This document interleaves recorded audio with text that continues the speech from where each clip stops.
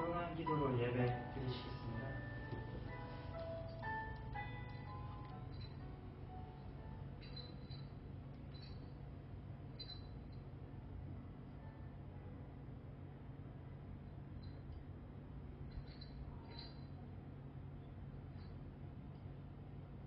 찬송하시겠습니다. 찬송 366장입니다. 366장입니다.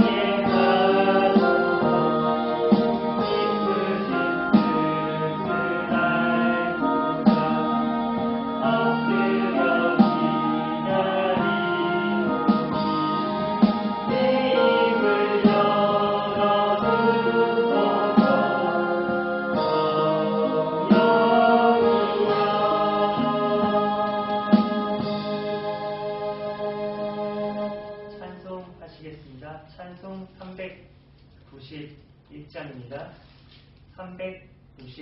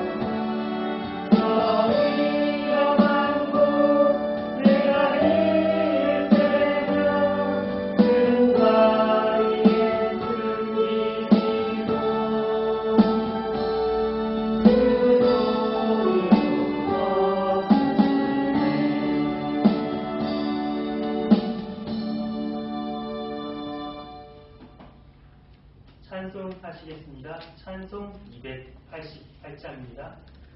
288장입니다.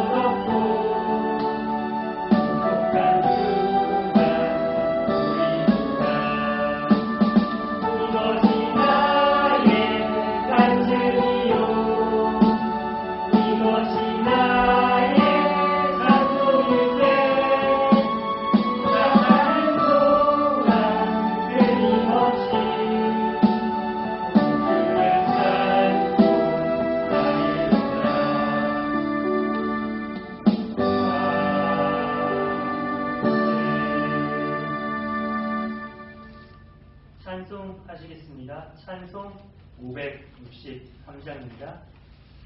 563장입니다.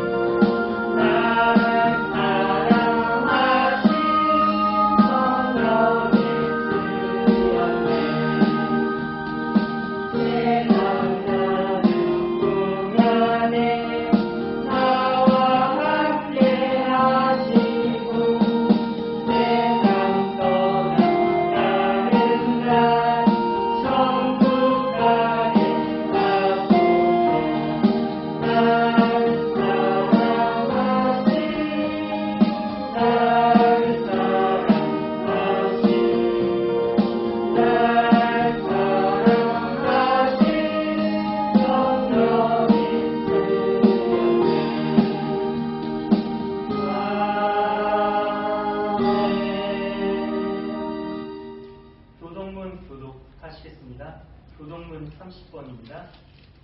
도덕문 교독 하시겠습니다. 도덕문 30번입니다.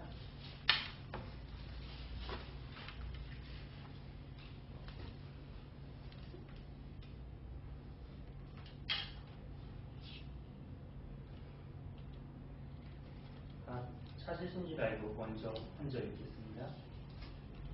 하나님은 우리에게 은혜를 베푸사 복을 주시고 그의 얼굴빛을 우리에게 비추사 주의 도를 땅 위에 주의 구원을 모든 나라에게 알리소서. 하나님이여 민족들이 주를 찬송하게 하시며 모든 민족들이 주를 찬송하게 하소서. 온 백성은 기쁘고 즐겁게 노래할지니 주는 민족들을 공평히 심판하시며 땅 위의 나라들을 다스리실 것이니이다. 하나님이여 민족들이 주를 찬송하게 하시며 모든 민족으로 주를 찬송하게 하소서. 땅이 그의 소선을 열어주었으니 하나님 곧 우리 하나님이 우리에게 복을 주시리로다. 하나님이 우리에게 복을 주시리니. 다 같이 읽겠습니다. 땅의 모든 끝이 하나님의 성에 하리로다. 아멘. 기도하시겠습니다. 주님, 이 귀한 자리에 나오게 해주셔서 감사드립니다. 주님, 저희가 세상 속에 살아오면서 주님을 잊고 살았던 적이 너무나 많습니다. 주님, 예배 시간을 통하여서 주님을 다시 기억하며 저희가 일상 속에서 돌아갈 때에도 주님을 항상 생각하며 말씀과 기도로 무장할 수 있도록 주님 도와주옵소서. 주님의 온전한 자녀가 되길 원하옵나이다.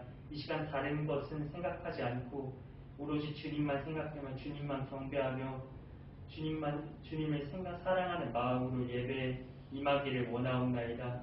기쁜 마음으로 저희의 마음을 정성껏 받아주옵소서. 주님, 저희와 함께하여 주시옵시고 저희의 마음 받아주시옵고 저희가 주님 뜻대로 살아갈 수 있도록 주님 도와주옵소서. 감사드리며 예수님 이름으로 기도드렸습니다. 아멘. 오늘 보실 말씀은 히브리서 4장 12절에서 16절 말씀입니다. 히브리서 4장 12절에서 16절 말씀입니다. 신약성경 355쪽입니다.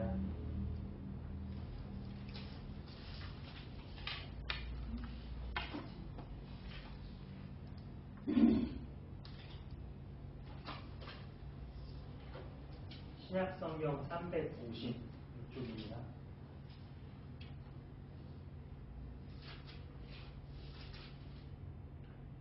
다 찾으신 줄 알고 먼저 한 절 읽겠습니다. 하나님의 말씀은 살아있고 활력이 있어 좌우의 날쌘 어떤 검보다도 예리하여 혼과 영과 및 관절과 골수를 찔러 쪼개기까지 하며 또 마음의 생각과 뜻을 판단하나니 주신 것이 하나도 그 앞에 나타나지 아니었고 우리의 결단을 받으실 위해 눈앞에 만물이 벌거벗어서 같이 드러나느니라. 그러므로 우리에게 큰 대제사장이 계시니 승천하시니 곧 하나님의 아들 예수시라. 우리가 믿는 도리를 굳게 잡을지어다. 우리에게 있는 대제사장은 우리의 연약함을 인정하지 못하시리라 하며 모든 일에 우리와 똑같이 시험을 받으신 이유에 죄는 없으시니라. 다 같이 읽겠습니다.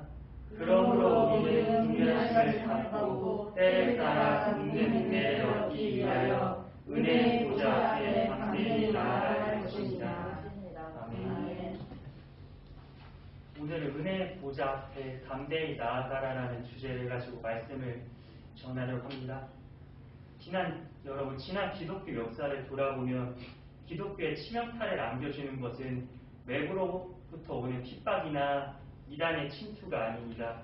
오히려 교회는 위기에 처하면 더 영적으로 더욱 깨어나고 연단을 받아서 신앙과 믿음이 오히려 더 견고해집니다.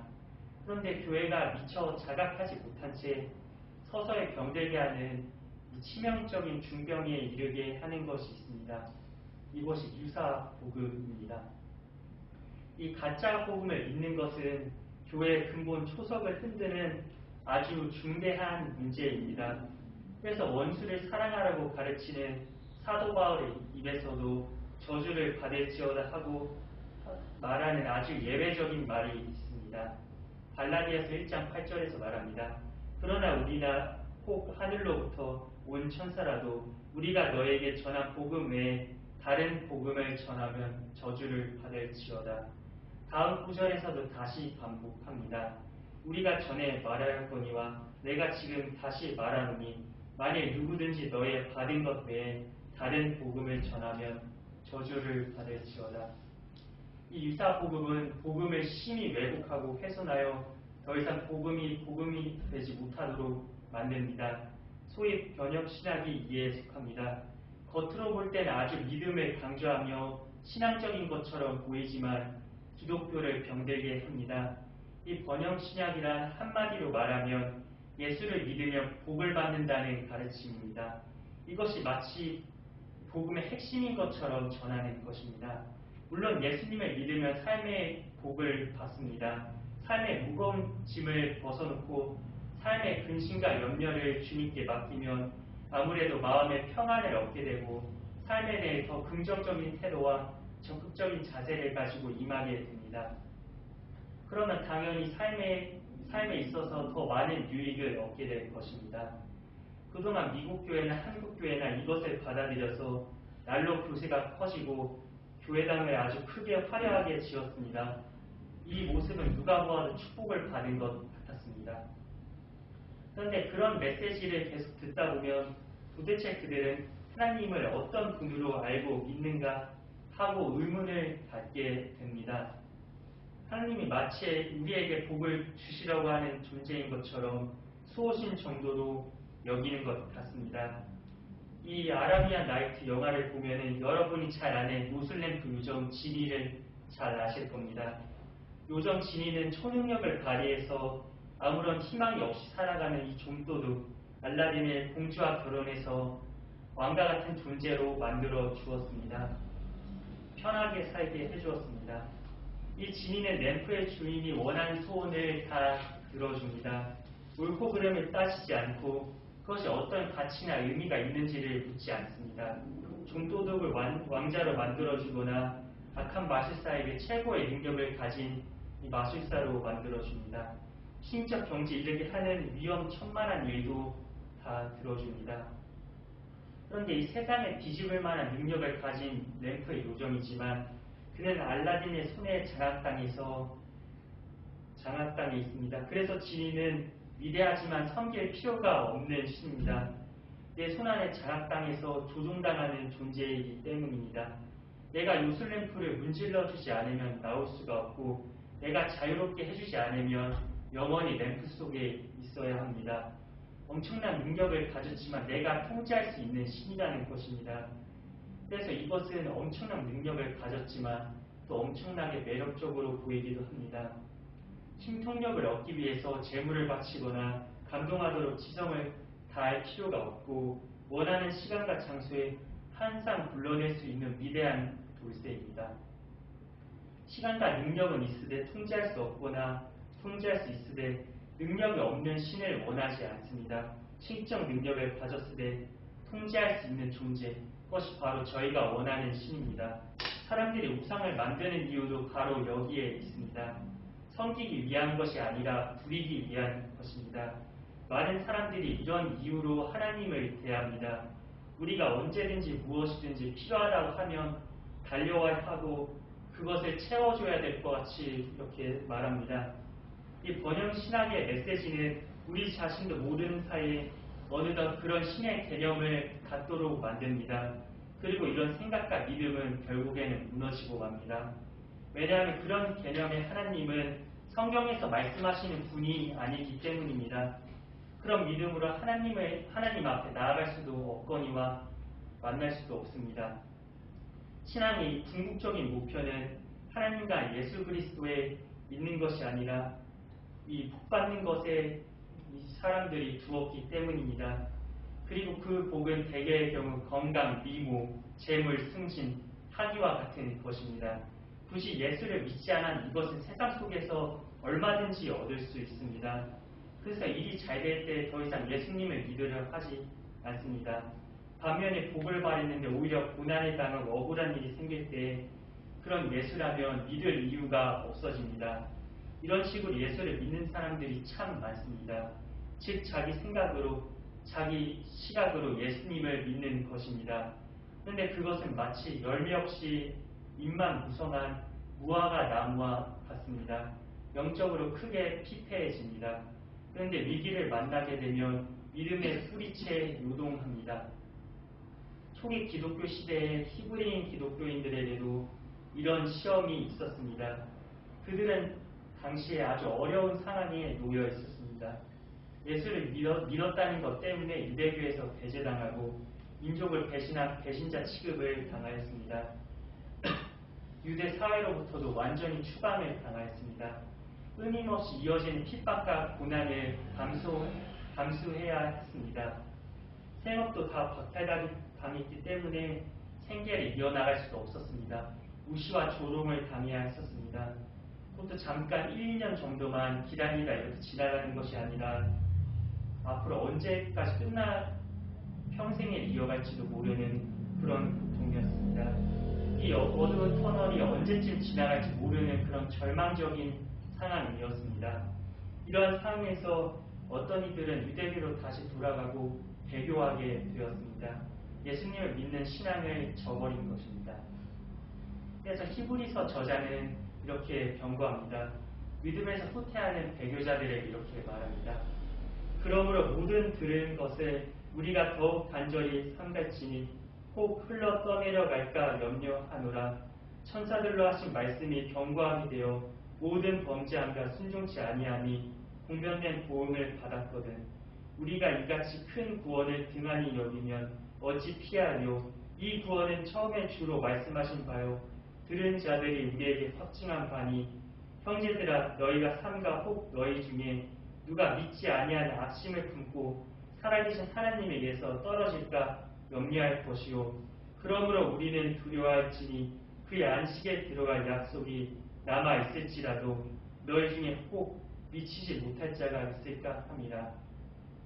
예수를 믿어 구원받았던 그들이 고난과 고통에 직면하자 이 믿음에 떨어져 나가서 유대교에 다시 돌아가는 것에 대한 엄중한 경고입니다.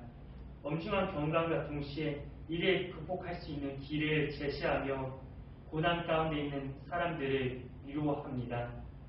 그것은 먼저 우리에게는 큰 대제사장이신 예수 그리스도가 계신다. 그분은 승천하신 하나님 보좌 우편에서 지금도 통치하시는 하나님의 아들이시니 그분을 믿는 도리를 굳게 잡으라는 뜻입니다.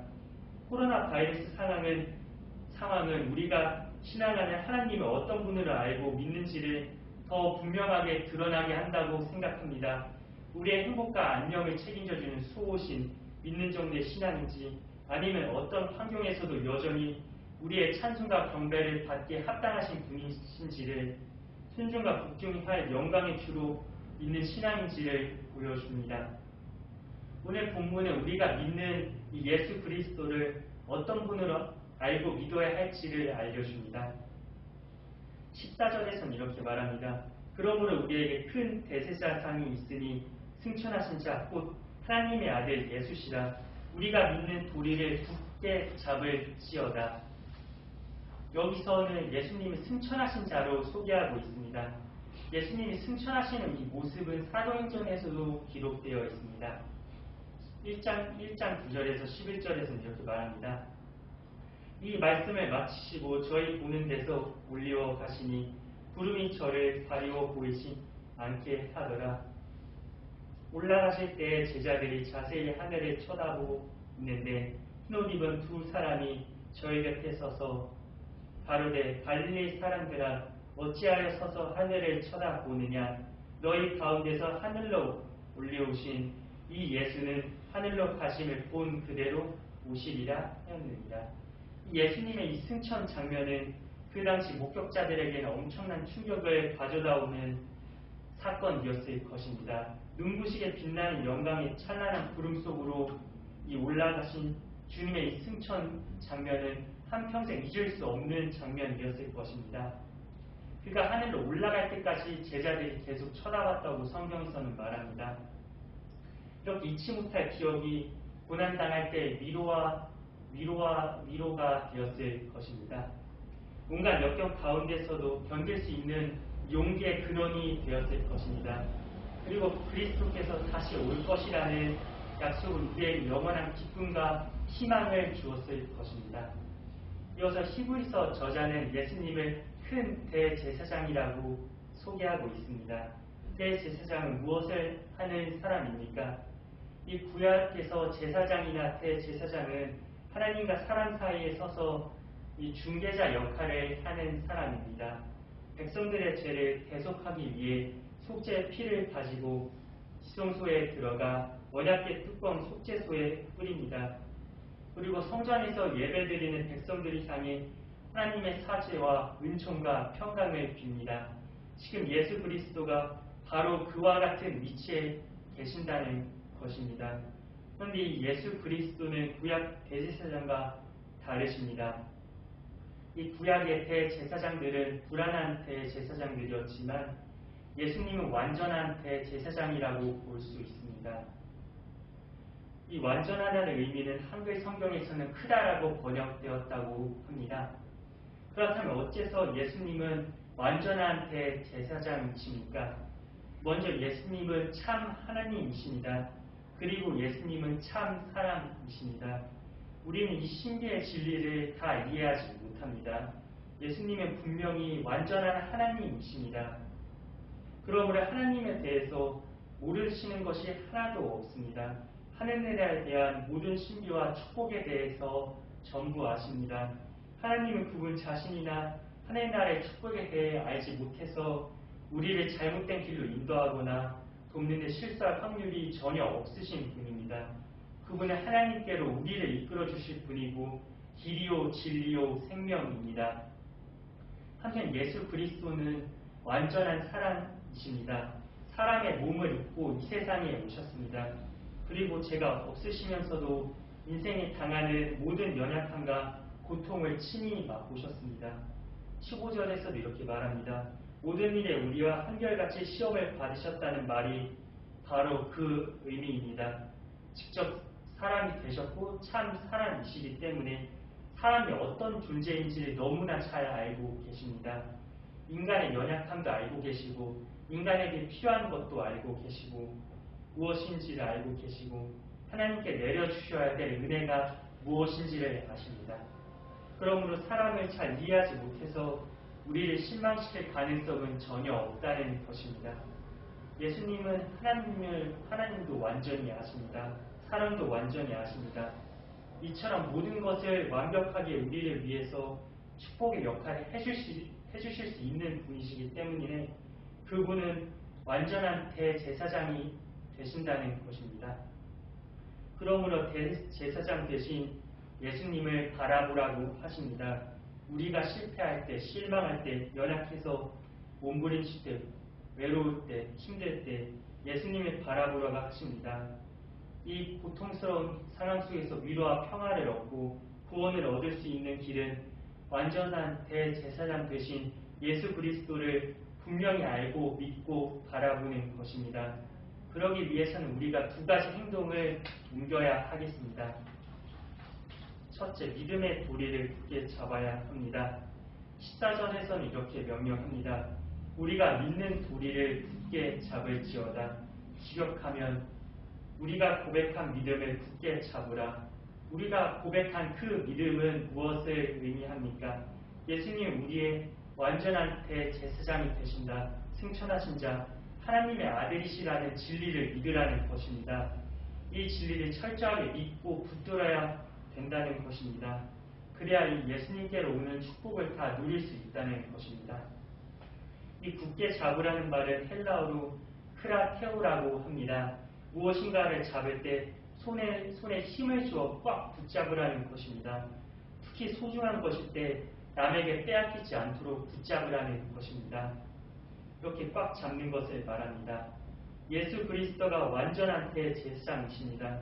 그 예수 그리스도를 꽉 붙들고 놓지 않을 방법은 무엇이 있습니까? 예수님은 나의 대제사장 되신다. 그리고 그분은 오늘도 나와 함께 하신다고 철저히 믿는 것입니다. 이와 같이 예수님이 나의 대제사장 되심을 계속해서 확인하고 믿고 고백하고 꼭 붙들면 그 생각이 나의 모든 것을 지배하게 됩니다. 그 믿음이 나의 생각과 감정을 지배하게 됩니다. 그래서 위기를 만나도 흔들리지 않습니다. 오히려 위로부터 내려오는 위로와 평안이 우리를 사로잡습니다.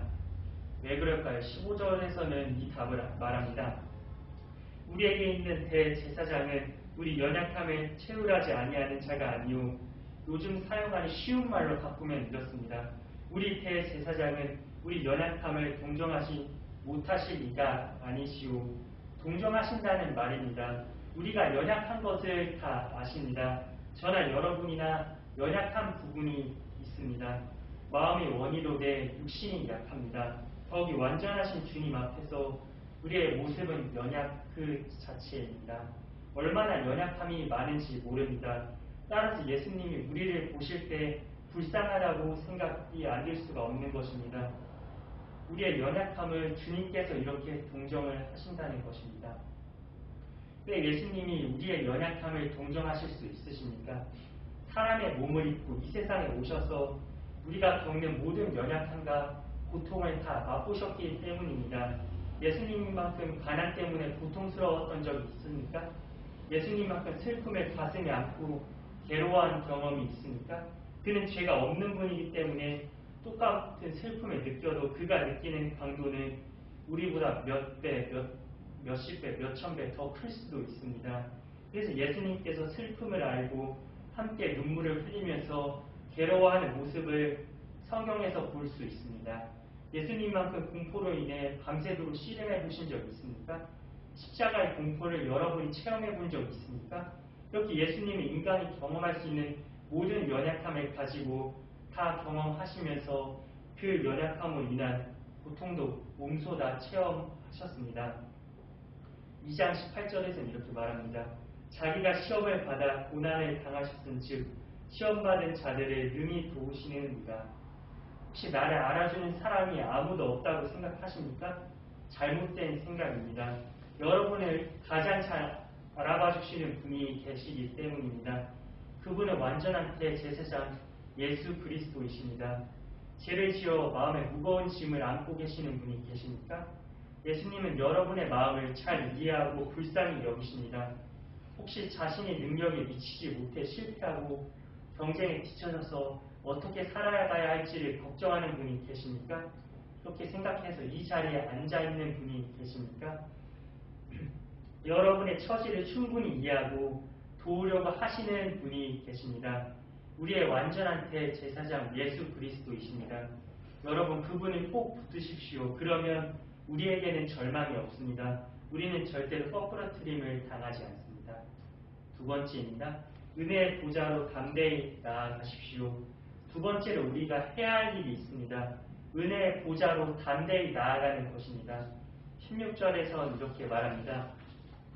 그러므로 우리가 긍휼하심을 받고 때를 따라 돕는 은혜를 얻기 위하여 은혜의 보좌 앞에 담대히 나아갈 것이다. 우리가 나아갈 곳은 은혜의 보좌 앞입니다. 심판의 보좌가 아닙니다. 하나님의 은혜를 잔뜩 쌓아놓고 예수님의 이름을 부르면서 오기만 하면 주시겠다는 보좌입니다. 얼마나 엄청난 은혜를 쌓아놓고 계시는지 아십니까? 우리 주의 은혜가 그리스도 예수 안에 있는 믿음과 사랑과 함께 넘치도록 풍성하였도다. 하나님의 은혜는 넘칩니다. 넘치는 것을 더 초월해서 풍성해지는 은혜입니다. 이런 은혜를 하나님께서 놓으신 곳이 은혜의 보좌입니다. 저나 여러분이나 은혜를 빼면 남는 것이 있습니까? 아무것도 없습니다. 우리 모두 문을 닫을 시간이 다 되어서 허겁지겁 포도원에 들어가서 1시간 일하고 하루 종 일한 사람들과 하루 일당을 갚는 품삯이 비슷합니다. 몇 시간 일했는지는 문제가 되지 않습니다. 일을 얼마나 많이 했는지는 상관없습니다. 1등이나 꼴찌나 하는 것은 아무 의미가 없습니다. 주인이 관대해서 무조건적으로 베푸는 은혜이기 때문입니다. 우리 모두가 지금껏 이 은혜를 받고 살아왔습니다. 이런 은혜를 하나님이 주시려고 은혜의 보좌를 마련해 놓고 계십니다. 그리고 예수님은 그곳에서 기도하십니다. 여러분 저희는 그 보좌를 향해서만 나아가면 되겠습니다. 나아간다는 동사는 시제는 현재입니다. 계속적인 행동을 뜻합니다. 계속적으로 우리는 그 보좌를 향해서 앞으로 나아가면 되겠습니다. 여러분, 여러분의 은혜의 보좌는 어디에 있습니까? 두세 사람 예수님 이름으로 모이는 그곳에 은혜의 보좌가 있습니다. 어디에 은혜의 보좌가 있습니까? 홀로 조용히 앉아 기도하는 홀방에 있습니다. 어디에 은혜의 보좌가 있습니까? 예수님을 사랑하는 마음으로 예배하기 위해서 모인 거룩한 성도들의 자리에 이 시간, 예배 시간에 이 보좌가 있습니다. 그리고 은혜의 보좌 앞에 나아갈 때 빚진 사람처럼 혹은 겁먹은 사람처럼 나아가면 안 됩니다. 예수님의 이름을 부르며 담대히 나아가라고 하십니다. 두려워하지 말라고 하십니다. 우리가 잘나서 당당합니까? 아닙니다. 누가 계시기 때문에 당당합니까? 완전한 대제사장이 되신 예수님이 철저하게 내 편이 되어주시기 때문입니다. 그 자리를 우리와 함께 해주십니다. 그분이 나를 위해 중보 기도하고 계시기 때문입니다. 서로 우리가 죄를 지어 무거운 죄짐을 안고 있을 수는 있으나 그럴지라도 통회하고 자복하며 담대히 나아오십시오. 예수님, 제가 잘못했습니다. 용서해 주십시오 하고 아뢰면 우리 주님은 아무런 조건을 달지 않으시고 우리를 용서하시며 놀라운 사죄의 은총을 허락하실 것입니다. 이렇게 담대히 들어가면 때가 따라 돕는 은혜를 주십니다. 인도하심을 구할 때 우리를 도와주실 것입니다. 말씀을 정리하겠습니다. 성도 여러분, 여러분에게 어려움이 있습니까? 무엇입니까? 고통이 있습니까? 오래 기도하였지만 응답이 없습니까? 앞날에 대한 불안이 있습니까? 염려하지 마십시오. 우리에게는 큰 대제사장이 되시는 예수님이 은혜의 보좌 앞에서 기다리고 계십니다. 그것은 우리를 위해 기도하고 계십니다. 우리에게 가장 최선인 것을 알맞은 때에 주시려고 담대히 나아오라고 우리를 초청하십니다. 그분을 믿으십시오. 바라보십시오. 그리고 항상 담대히 나아가십시오. 그럼 우리는 절대로 실패자가 될 수 없습니다. 세상은 우리를 몰라줄지 모르지만 우리는 절대 고독하지 않습니다. 세상이 보기에 화려하지 아니할지 모르지만 우리는 하늘에서 별과 같이 빛나는 영광스러운 사람들이라는 것을 꼭 믿으시기 바랍니다. 기도하시겠습니다. 주님, 은혜의 보좌 앞으로 담대히 나아가라는 주제를 가지고 말씀을 나눴습니다. 주님, 우리는 그동안 하나님을 믿는다고 하고 말씀을 많이 듣고 성경을 많이 공부는 하였지만 제대로 주님을 믿고 섬기지 못하였습니다. 그저 주님을 수호신으로만 알고 지냈습니다. 램프의 유정처럼 내가 원하는 때 내가 원하는 곳에 모든 것을 해주어야 될 분을 믿었습니다. 하지만 성경에서는 그렇게 말하지 않았습니다. 주님이 예배하시는 때가 있고 우리를 지켜주시는 분도 예수님이시고 은혜의 보좌 앞에서 기다려주시는 분도 예수님이시라는 것이기 때문입니다. 비록 지금 저희가 힘들고 고통스러울지라도 우리를 위해서 기도하여 주시고 우리의 고통을 이해해 주시고 우리를 동정해 주시는 주님을 바라보며 이 고난을 헤쳐나갈 수 있도록 주님 도와주옵소서. 담대한 믿음을 허락하여 주옵소서. 감사드리며 예수님 이름으로 기도드렸습니다. 아멘. 봉헌 찬송 드리시겠습니다. 봉헌 찬송 50장입니다. 봉헌 찬송 50장입니다.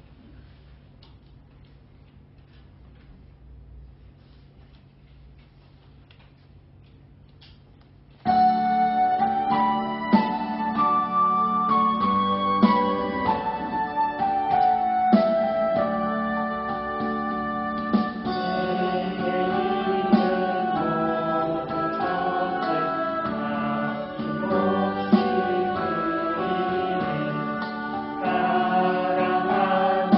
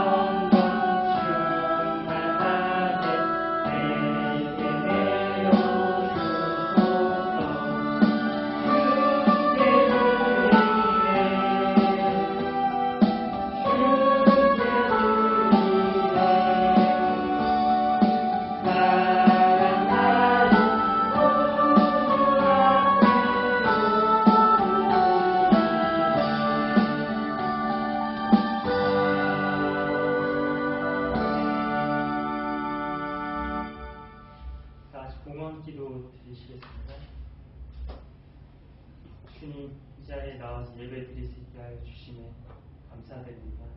주님이 내 뒤에 있는 것을 잊고 앞에 있는 것만 바라보면서 목표를 향하여 달려갈 뿐이라고 말하는 바울의 고백처럼 우리를 향한 하나님의 뜻에 예민하고 온순하게 응답하며 살기를 원하옵나이다. 이와 같은 소망을 지니고 정성껏 준비한 예물을 바칩니다. 기뻐 받아 주옵소서. 우리에게 회개와 결단을 촉구하시며 하나님께로 향하여 서기를 기다리시는 주 예수 그리스도의 이름으로 기도드렸습니다. 아멘. 광고 시간입니다. 오늘 예배에 참석하신 모든 분들을 주님의 이름으로 축복하고 환영합니다. 오늘은 은혜의 보좌 앞으로 담대히 나아가라는 말씀을 같이 나눴습니다. 자신의 입맛에 맞춰 주님을 섬기는 것이 아니라 길이고 진리이신 참되신 주님을 섬긴 햇살교회 성도님들이 되시기를 소망합니다. 다음 주일도 건강한 모습으로 뵙길 바라겠습니다. 감사합니다.